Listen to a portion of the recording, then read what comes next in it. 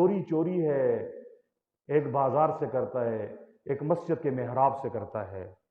بتاؤ کون سی چوری کا جرم بڑا ہے؟ مسجد والی نا۔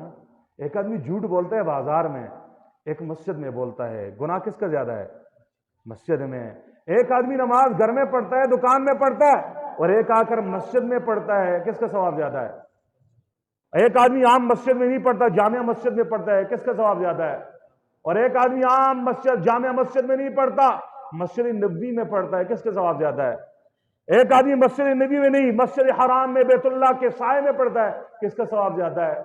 جیسے مقدس مقام جس کا درجہ جتنا بڑا ہے اس میں نیکی کا ثواب زیادہ ہوتا ہے، ایسی اس میں گناہ کا عذاب بھی زیادہ ہوتا ہے۔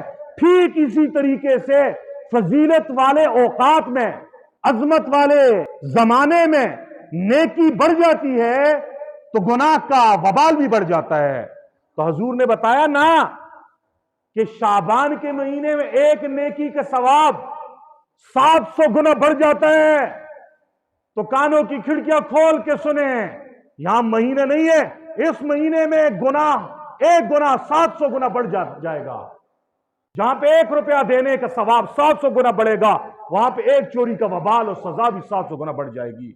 اس لیے جمعے کی وساطت سے میں گزارش کر رہا ہوں، اس مہینے میں نیکیاں زیادہ نہیں کر سکتے، فرض نماز کم از کم نہیں چھوٹنے چاہیے۔ فرض نماز جماعت کے ساتھ مسجد میں پڑھنے والے ہوں، صبح کے وقت مسجدوں میں آئیں، عشاء کو آئیں، ہر نماز تکبیر اولیٰ سے پڑھیں تاکہ رمضان کے آنے سے پہلے ہماری تیاری ہو جائے۔ اور دوسری بات، اس مہینے میں شعبان ہی سے گناہوں سے مکمل اپنے آپ کو بچائیں، مکمل بچائیں، گناہ سے بچائیں۔